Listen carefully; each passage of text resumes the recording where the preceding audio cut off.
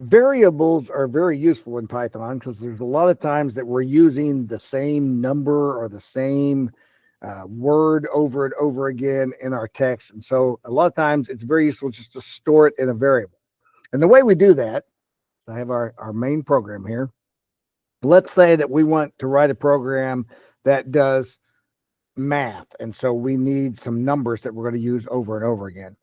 So when we make a variable, we need to use a good name to describe what the variable is actually storing.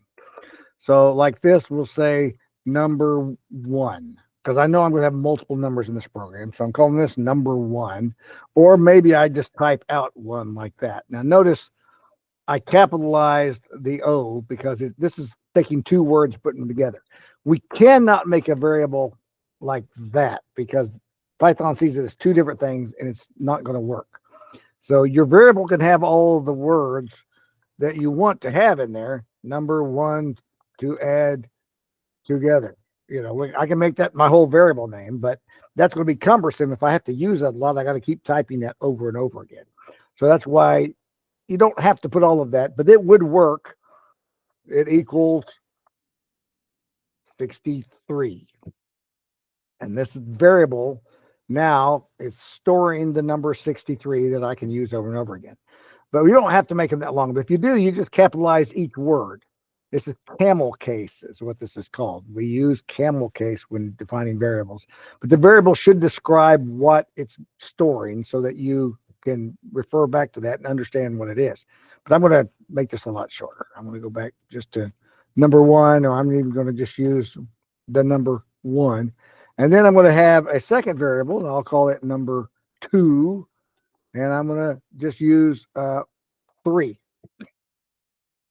Okay. If I want a variable to have a word in it, that's fine. It doesn't really make it any different. Let's just say name equals, and the only difference is if I'm making it a word, like if I said name equals Fred, that's going to cause some problems. See, it says Fred is not defined on line 9. It doesn't, it thinks this is a command. If you want to set something that's actually a word, you have to put it in quotes. Name equals Fred. So exactly what's inside the quotes is what it's now going to store as the name. So if we run that, it's fine. Now it's not doing anything because we haven't told it to do anything. We've just stored 3 things.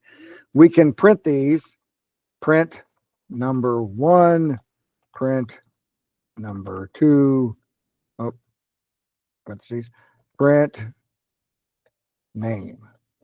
And when we run that, it's happy. 63, 3, and Fred. It printed those. It saved those in these variables for us. Now, the only thing is, if you are printing numbers and words on the same print line, let's delete this and this and just say we're going to print all these together.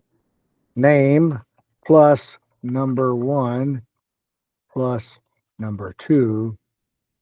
Then it has a problem because Python doesn't like to print letters and numbers together. So we have to tell it, treat this like it's letters. Treat it like it's a string of letters.